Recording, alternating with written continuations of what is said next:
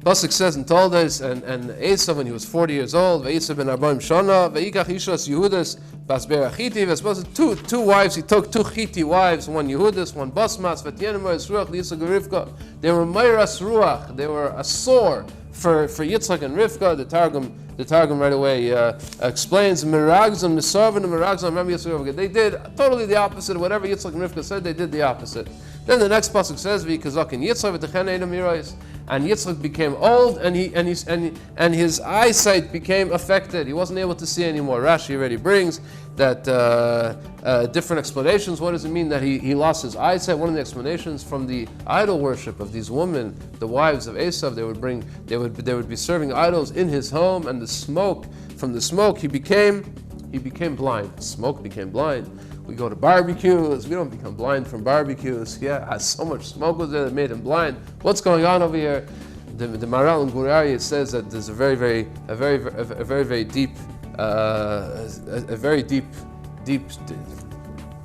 something very deep going on over here in this Rashi. What Rashi is explaining about the idol worship. We know that the eyesight of a person is not only based on the eyes itself. The eyes are the physical windows through which we perceive the things around us, but then it gets translated in our brains. It's actually our brains that see. The Maral says that the eyesight, the things that we see are actually translated in our brains. It's not just the eyes itself. The eyes are just a conduit, a window to the deeper self of the person, the mind of the person, the intellect of a person that translates those pictures that the eye captures and gives us the vision that we have. Vision is not just from our eyes, says the Maral. We see this in Psukim, in Kahelas, and also in the Gemara. When the Gemara says, "Raya ani es divrei ploni," I see. Even in English, it's like that. Oh, I see. I see doesn't mean I see. See, I understand. Wow, perception is also called re'iyah. Perception is called re'iyah. Why is it called re'iyah? Because it's an intellectual act. Even seeing, even the physical act of seeing is actually a spiritual, intellectual act, which is based, says the Maral, in our brains. As we know, that's the shayrish of the spirituality of a person. The ruchnius of a person is in the brain of a person. That's where the vision comes from. Imagine Yitzchak Avinu, this is by every person. Yitzchak Avinu, who was an Oila Tmima, who was brought as a carbon, gave himself as a carbon, and we know he was completely Kulei Kadosh. After the fact that he was a carbon, he was completely Kadosh.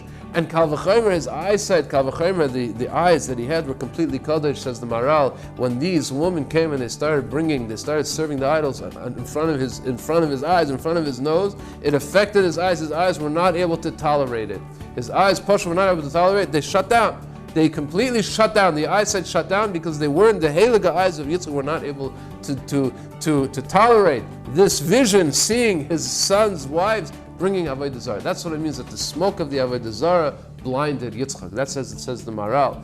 We know that Chazal warned us throughout the Shas, and especially in Sifrei Musar, of how important the person has to be careful, Shmir Seinayim, of the person's eyesight. It's literally a window to the ruchnius of a person. It goes straight, says the Maral, straight to the ruchnius. It's not a physical act. Seeing has nothing to. It's not a physical act. It has a little bit to do with the physical eye, but most of what happens during the person's eyesight, during what a person sees, is based on intellectuality. It's based on the intellectual part of himself, the ruchnius part of himself. Therefore, he has to be very, very careful. A person should always be careful as much as possible. We're surrounded by a world which screams at us Tuma and the hepech of kedusha, but still every person in their place, in their level has to do the maximum to be able to protect his eyesight, to protect his ruchnius. We know the famous story of Eli Lapyan.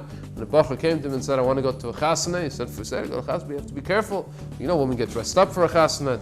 It's a place where you have to be careful. Shmir Seinayim." And the Bachar said, "I'm not affected. Don't worry about it. I'm not affected." He said, "Oh, you're not affected? I think you should call this person right away." Scribbled the name and a phone number of a person. He said, "Rebbe, okay, I'll call him, but who is this?" He says, "He's a very good doctor. See, I'm in my 90s, blind in one eye, but when I see a woman dressed up nicely, it affects me. So if you're a young Bachar, an 18, 17-year-old Bachar, and it doesn't affect you, there must be something terribly wrong with you. You must go to a doctor immediately and deal with whatever problem you may have, because a normal person is affected." We have to realize that we're normal people. We are normal people. We're not people who are unaffected by what the world calls beauty, what the world on the street calls beauty. Yeah, like the Briskerov famously said, what they call vazei rufen ava, mir rufen kores. What they call ava, what the world calls ava, we call kores. Yeah, we have a different understanding of what means beauty, what means love. Every person should learn from the Heilige Yitzchak. Yitzchak had Heilige eyes. Every one of us should try as much as possible to be Mekadesh our eyes. We should be able to see only Torah, only Kedusha, Good Shabbos.